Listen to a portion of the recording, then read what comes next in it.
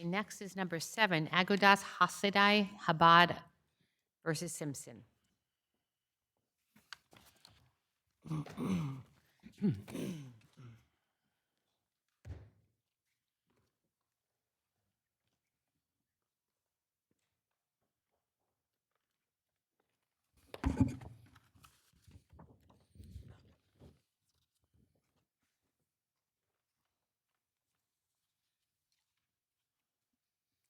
Good morning. Good morning, Justice Connolly, and may it please the court. My name is Stephen Lieberman. I represent the plaintiff appellant, Agudas Chasidei Chabad. And I want to jump right into the legal issues that require, we believe, reversal. The trial court, and in order that can be found in the record at pages 6 to 11, granted a motion to dismiss under 3211A5 on statute of limitations grounds. In doing so, it erred by deciding several hotly contested factual issues which formed the basis for its ruling. And let me start with, I think, the most explicit factual finding that the court made. If you look at page R9 in the record, the court said, open quote, defendants in reply, and this sort of, your last argument foreshadowed the first point I'm going to make. Defendants in reply affirm that their father, Rabbi Shalom Mendel Simpson, moved the archives from his office to a more secure location in September 1995. The court then repeats that assertion as a factual finding at R11. And that is, I would submit, fairly read, one of the principal underpinnings of the court's ruling, that the archive was removed from Chabad's headquarters in September 1995, and that by virtue of this removal, Chabad did not have possession of the archive, and the statute of limitations began to run. Let me ask you, the defendants are the children of the secretary, one of the secretaries to the Rebbe? One child, Your Honor, of Remy Simpson is the appellant. Okay. Yeah. Counsel, in your brief, you argue that the 1994 letter, that's the July 8th, 1994 letter from Rabbi Krinsky to Rabbi Simpson, did not establish that Krinsky was seeking to recover the correspondence archive. He requested that Rabbi Simpson provide any items belonging to the Rebbe, including letters to the Rebbe and his responses. Doesn't that describe the type of documents that are contained in the archive? No, Your Honor, and here's why. If you look at the record at page R81 at paragraph 24, Rabbi Krinsky's affirmation, he testified with personal knowledge that the letter didn't relate to the archive itself. The archive is 15 filing cabinets of correspondence that were physically located in Chabad's headquarters. Rabbi Krinsky, in his affirmation, said, we have control over that location. That's at R80, in which Rabbi Krinsky testified that 784 Eastern Parkway is part of the headquarters. And in paragraph 12 on R80, at all relevant times, he had access to and control over those facilities. So why would you ask for a turnover or a return of 15 file cabinets that you had control over and that was in your headquarters? This was a form letter that went out to everybody who had dealings with the Rebbe, which asks for things like garments and utensils. It did ask for letters. It did ask for correspondence. These were things that people may have taken home, that they may have removed to other locations, that they may have given to relatives as a memento.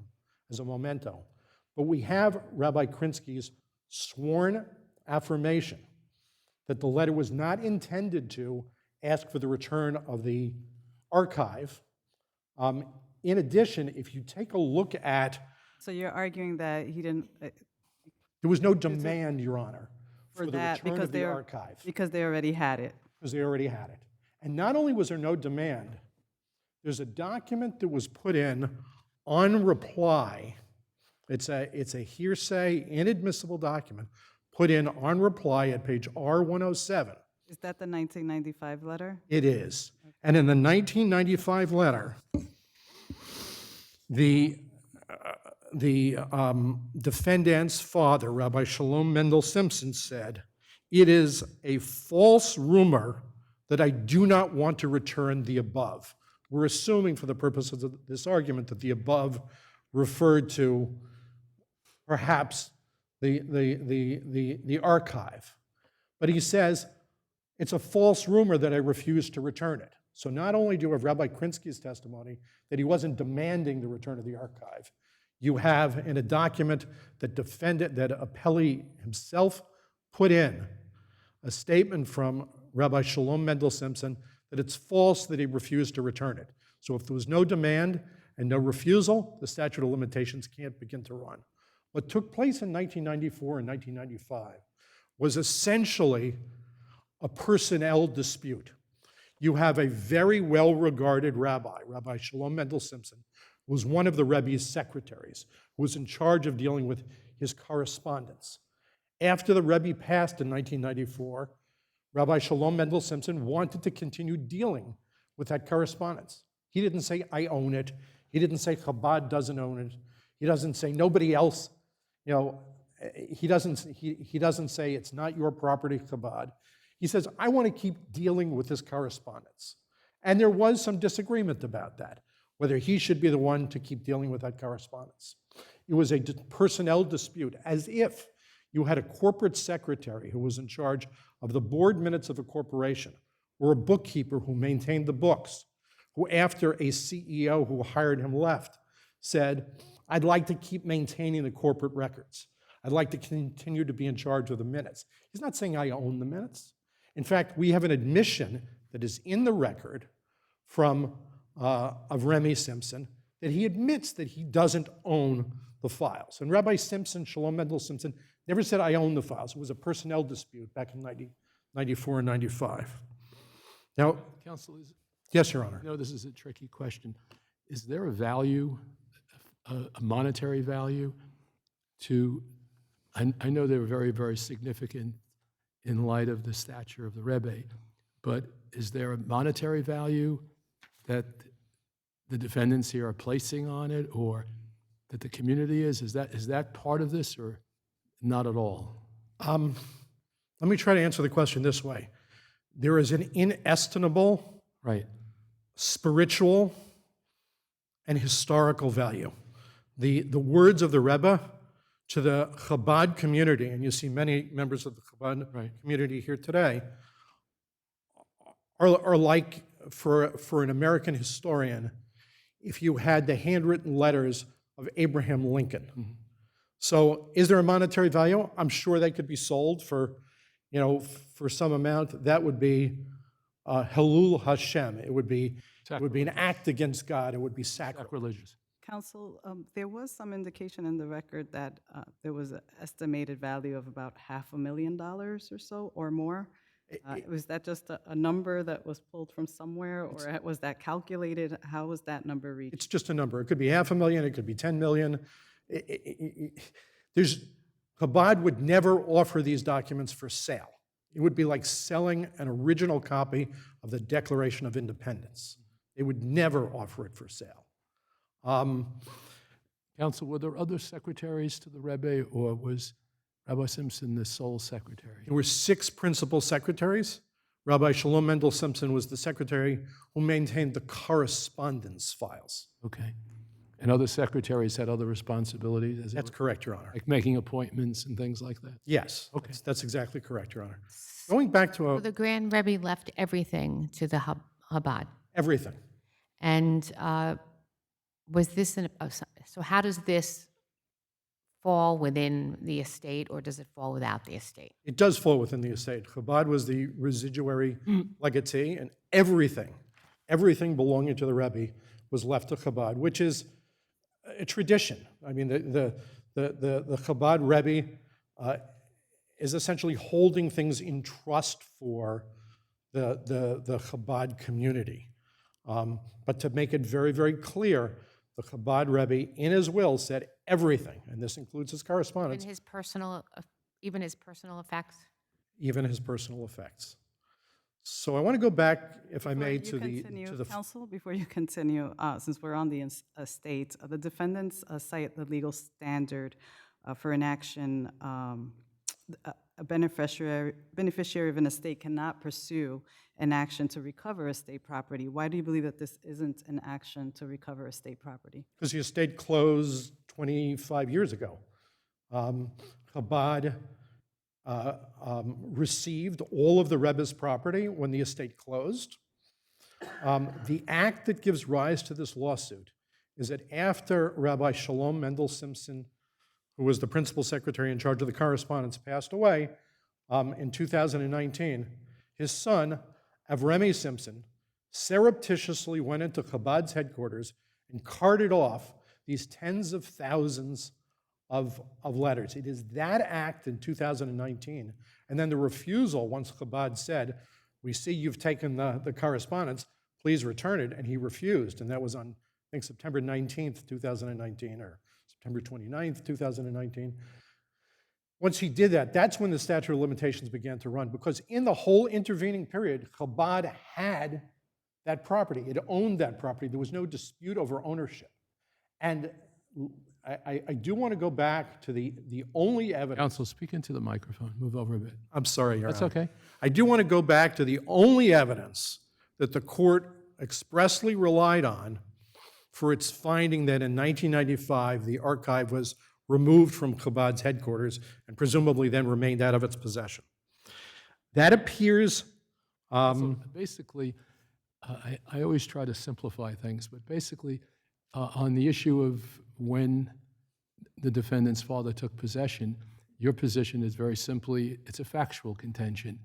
And you have, I think it's Rabbi Krinsky's affidavit, that they were in possession until 2019, when the son, not the father, essentially converted the documents, and that issue should not have been resolved by the court, but should be resolved by a jury. I mean, that's essentially your position. that is exactly correct, Your Honor, and the precise record citation for Rabbi Krinsky's affirmation on that subject is at R81 at paragraph 24, where Rabbi Krinsky affirms that the correspondence archive, open quote, was at that time, and this is 1994, we know that from the prior sentence, and at all times up until its removal by Avremi Simpson in 2019, located in Chabad's headquarters. I think I have a good understanding of that argument. There's another argument relating to standing, which I found somewhat confusing, about buildings, interconnection of buildings. Can you just address that? They appear to say, I think their argument of the defendant is that because the records were not stored in one building but in another building, you have no standing. Am I summarizing it right, or? I don't think that, I thought the standing argument was essentially that because this should be viewed as a late turnover proceeding, the only entity that had standing to bring this was the executor, Rabbi Krinsky, to which the response is this lawsuit has nothing to do with the turnover proceeding. The estate was resolved 25 years ago. There is a factual dispute over the significance of 784 Eastern Parkway. Rabbi Krinsky, in his affirmation, says at paragraph 11, this is at page R80, that the archive was located at 784 Eastern Parkway, which building is connected to 770 Eastern Parkway, and is part of Chabad's headquarters. That is, 784 is interconnected, it's part of the headquarters. Okay. Right? They say, it was a different building. I don't think it makes much difference because Rabbi Krinsky also says that 784 was under our control. We had direct control and access to that building. It appears meaningless to me what building it's in. I wasn't even certain what that argument was about, so you've clarified it. Yeah, I don't disagree with Your Honor. Okay. And if I may, if I can get back to this, this factual finding at R9 and R11, the only evidence to which the trial court referred was a reply affirmation The reply affirmation was by defendant's attorney, who has no personal knowledge of whether the archives were removed in 1995 or not. You'll find that at R 96 and 97. That's the affirmation from defendant's attorney. In contrast, you have an affirmation, as Your Honor pointed out, from Rabbi Krinsky, who says at page R81 at paragraph 24 that the archive was in the building in 1995 and remained there until after Rabbi Shalom Mendel Simpson's death. Now, there's one other document I want to mention because I think my colleague is going to talk about it during his time, and I know you have a predilection against reply arguments. Yes. And that's at page 107. It's what Your Honor called the 1995 letter. First, this document was submitted in reply. Second, it's inadmissible hearsay. Third, that letter, if you read it carefully, never says the archive was removed, only that Rabbi Shalom Mendel Simpson said that he had made the decision to remove the archive. In fact, reading the letter carefully, it says that the archive, he says, quote, "There are rumors that they want to enter my office forcibly and remove the files." That confirms that the archive had not been removed, that it was there. He's saying it's there, somebody's threatening to come and take it. He says it's there. And what is the purpose of this letter? Our understanding and our submission is that what Rabbi Shalom Mendel Simpson was doing at the time is writing a letter to a bunch of other rabbis on a Beit Din, a religious arbitration panel, saying, I want permission to take this out. Not clear he ever got permission, and Rabbi Krinsky has affirmed that he never removed the archive from Chabad's headquarters in 1995. There are other factual disputes also that they're discussed in great detail in the brief. I don't know if Your Honors have additional questions. I'm prepared to answer any questions. What page was that letter on, counsel? 107. It's 107. Okay, thank you. I'll look at, I have it right in front of me. Thank you, sir. One other point I just want to quickly allude to is even if the appellees were correct that there had been a demand, which there wasn't, and a refusal in 1994 and 1995, there was a second conversion, which took place in 2019. There are cases, we've cited them from both the first department and the third department, that say when you have multiple conversions with respect to the same property, the statute of limitations properly runs from the last conversion. Thank you, Your Honors. Your argument. Thank you.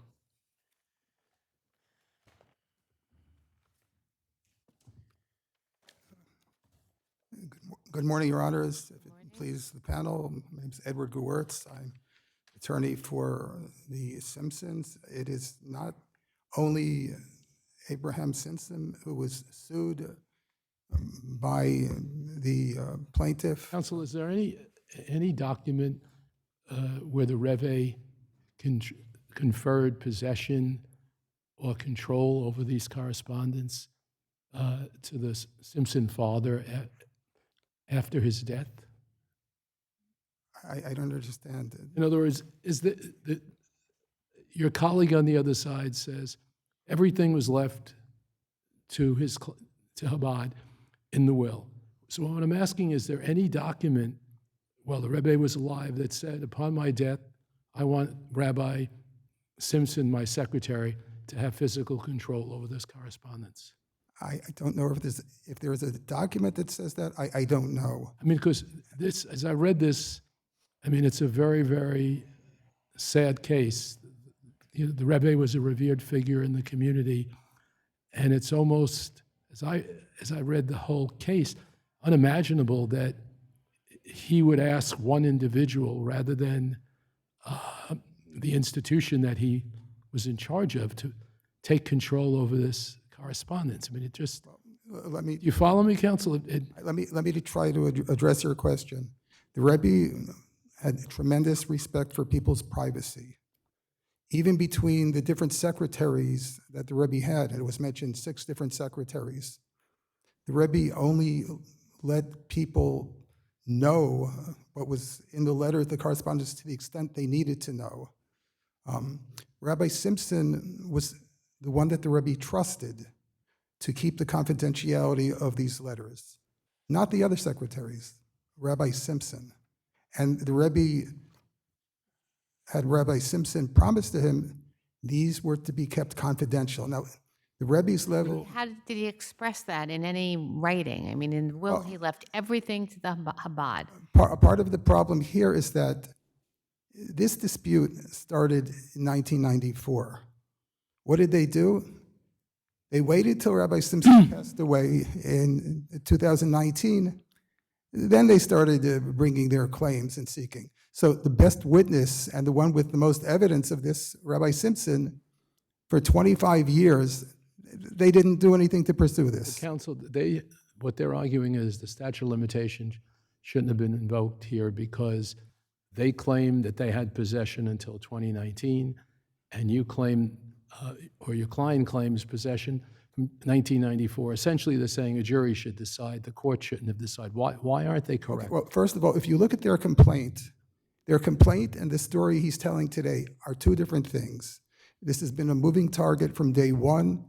Their complaint alleged simply that Rabbi Simpson passed away and his children. It didn't say Abraham Simpson, his son. It said his children. They sued every child, at least everyone they knew about, of Rabbi Simpson.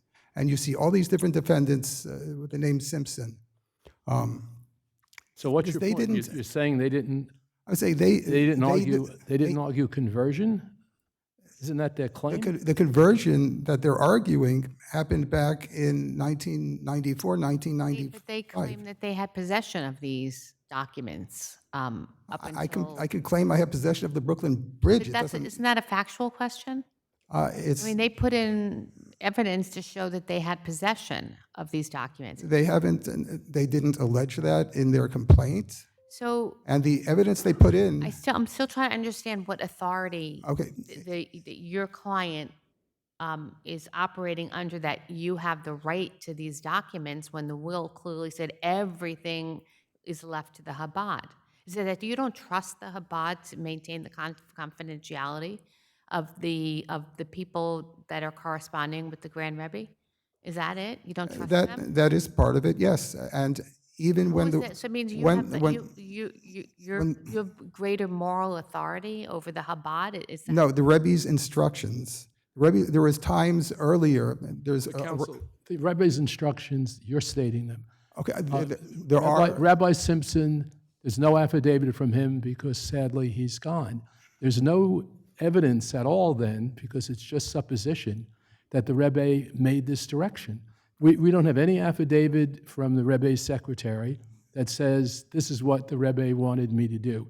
And even now that he's dead, why are his son imbued with the, what's the word, the right to manage these documents when the Rebbe really didn't deal with the son? because the Rebbe, and it's in his affidavit in the record, Rabbi Simpson, his son was authorized to work with his father on the letters. You're saying that he basically bequeathed all of his letters- correspondence to the Simpson family forever? That's essentially your position. I know that the judges, did the statute of limitations, but it seems to me beyond credibility that would occur. The rabbi was such a learned man. Why would he want one family to control files and files of his writings? It makes. You follow me, counsel? I don't mean to be disrespectful. No, I It's just- understand. The representation. There's about nothing that 15 you have that shows in represent- writing that was done. I'm sorry, you're not giving me a chance to answer. The Excuse me? I didn't feel I had a chance to answer. Sure. Take your time. Okay. The representation that there were 15 file cabinets is much an overstatement. It's not 15 file, it's less than that. I can't tell you exactly how That's much. factual, but you're not really answering his question. His question is, what legal authority does your client have to maintain possession of these letters? The Rebbe told Rabbi Shalom Mendel Simpson, the father who's passed away, do not show these letters to anybody. And that included, But the Chabad can honor that. If No, that's it's the not. request, Chabad why is can't the Chabad because also, during, are you afraid that the Chabad is going to disclose the names of these people in these letters that were private with the Grand Rebbe? they, even within Chabad, correspondence, everybody in Chabad was writing, and sometimes very personal questions to the Rebbe. There's a lot of politics that goes on within the community, and people who are writing to the Rebbe didn't want their correspondence, especially very personal But we're skirting over what the answer to the question. But there The was- question is, what authority do you Okay, have? if you would, Fine have. if you let me answer. There was a time, there were the librarian of Agudas Chasidei Chabad, his name is Rabbi Levin, had asked in the process of certain letters, what they would do with these letters, they would publish them redacted with all identifying information removed. At one point, Rabbi Levin wrote to the Rebbe and asked, can I have access to the original letters so it will help me in reviewing and the letters that are being published? And the Rebbe in response wrote, unless the ones who wrote the letter gave permission, then it can't be permitted. What authority? Is any of this in the record? I didn't read about this. I didn't put it into the No, record counsel, because it was, again, the problem here is the two affirmations submitted are not based on personal knowledge. You've now given us a anecdote without any factual basis that you weren't part of that conversation. It's like double hearsay, and it's double hearsay that's not even in the record. So what significance does it have? if you look at- Respectfully. the demand was made in 1994. The correspondence was never turned over to them. If you look in their complaint, they don't allege they ever got the correspondence. It's only late, and now what they do give in, That they had the files in their offices that they had control over. until 1995, and they don't have control over that. Rabbi Simpson had the key to that office. It's not that there is a different organization called Merkos Inyonei Chinuch, not Agudas Chasidei Chabad, that owns the building which is next door. Rabbi Simpson used an office there. Rabbi Simpson had the key to his office. He did not allow anybody in. So, counsel, I have a key to my chambers. Does that mean I own that facility and nobody could come in? I don't understand. You certainly own your personal. If you have Follow me. So he had a key, which is smart because it's confidential stuff, to lock his office. How does that establish that he will take possession of them after the Rebbe is dead? I mean, If you it's a safety issue for him to have the key to his own office. No, what relevance does that have? If you have personal notes in your office and they're your private notes, then I wouldn't think the court system could simply go in and take them. There's a process to do that. But there wouldn't be my personal notes. There'd be notes from litigators in correspondence in my capacity as a judge. Again, I don't own that, right? and the Rebbe didn't own the confidentiality of these documents. They belonged to the people who had written to the Rebbe. It was their private, and these are very, very sensitive matters contained in some of this correspondence. You're talking about people with life and death problems, family issues, different. But the Grand Rebbe could have specifically put something in the will if he intended that these letters should be treated separately from everything else that he owned or possessed. The Rebbe had. Did not. The Rebbe had already entrusted these letters to Rabbi Is that Simpson. in will? Is that in the will? Is there some kind of testamentary document that indicates that these letters are to be treated differently than everything else he possessed? Well, simply by the nature So, of their. what's the right thing to do here? That's, If, do the right thing.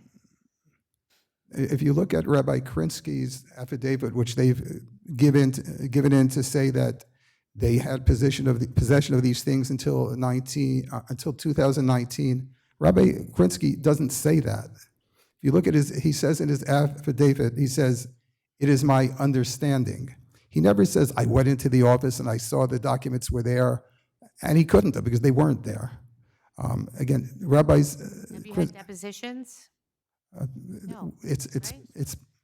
But this is a 3211 motion, so Yes, aren't because these factual issues that they should at least have a right to a deposition? they don't even have standing, and the standing argument is not what was explained by counsel for the appellant. The standing argument is that, as was, I believe, was stated by one member of the panel, when there's an estate, it's up to the executor to marshal the assets of the estate and turn them over.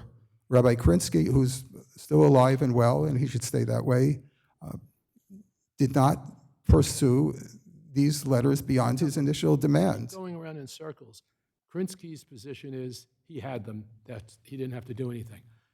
That's the problem we're having. It's a factual issue. You may be right. Krinsky may be right. It has to be a trial. Why should a judge determine that? Krinsky doesn't say I had them. Frankly, somebody is said not it's- telling the truth. He said it's my understanding. They have receipts from a storage facility where the documents are that going back to 1995, but we don't have to get into those facts. This And is, maybe you can prove that at trial. I'm sure I could, but this Is that in the record, the receipts from the storage facility? it's putting a burden. Counsel, Yes. is that in the record, the receipts from the alleged storage facility? No, it didn't need to be Again, into the therefore, record it's because not something we can it wasn't a summary judgment motion. It was a motion to Okay. dismiss based on the statute of limitations, which That evidence allegedly would have supported your position. again, Right. they made the demand in 1994. It's a very clear demand letter. It was written in letter form, okay, but it doesn't stop it from being a demand. The demand clearly, by the fact that we're here today, was not complied with. And as a result, 3 decades later, it's too late to bring the turnover proceeding that was never brought. So, counsel, I think we have your argument. Yeah, one more thing is that it makes no sense. If they had everything, why did Rabbi Krinsky write that letter to, Because they said that somebody carted them away. Your client took them away. well, no, this is back in, my client took them away in 1995. This letter was written in 1994, before that.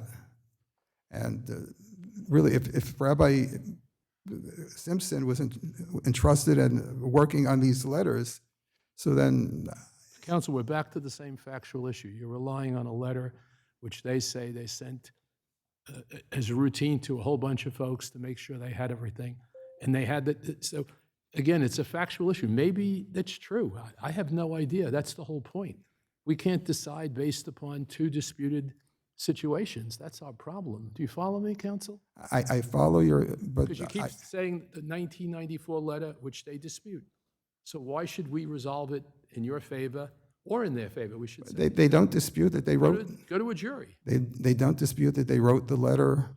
They don't dispute that the letter asks for the very correspondence that is at the heart here. They describe that correspondence the exact same way in their complaint. Now I'm fighting a moving Counsel, target. that if is- they were requesting 10, 12, 14 files, don't you think that would have been specified in this letter? I mean, correspondence to me is a few letters. Don't you think if in fact that's what the dispute was over, they would have said, we understand you have 14 files of the Rebbe's correspondence. Please return them. He directed that we own them. I mean, that's what would have been written rather than a one-line letter that says, return correspondence, ... I mean, it kind of is incomprehensible again. in the community, it was known, this was, Okay. it was known this was what Rabbi Simpson was doing with the Rebbe's correspondence. And the purpose of this, the Rebbe gave it to Rabbi Simpson for the purpose of having these letters published so that they would be, but they had to be first redacted and any identifying information removed. And that's still going on today. So have they been published since 1995? Many of them have. There are volumes, several volumes that have been published, and there's more letters coming out. And who's the publisher? I Okay. would have to look that up, but I don't think that's in dispute that they've been No, published. are they free or do people get paid for them? I believe people pay for them. And then who gets that money? You're going to issues I don't know. I Okay. don't want to answer. Okay. Okay, so if your time is up, so is there anything else you want to conclude with, or you have your argument? I mean, those are my arguments, statute of limitations and a lack of standing. And they're claiming things today which are not in their complaint. They are claiming now that Remy Simpson stole the letters in 2019. However, if you look at the complaint, it doesn't make that allegation. It simply says Rabbi Simpson passed away and his children came into possession of them. This is all not in the complaint. It's something that they're, I guess, a moving target to try and save the deficiencies of their complaint. Okay, thank you both, and have a good day. Okay, we're going to take a very short break.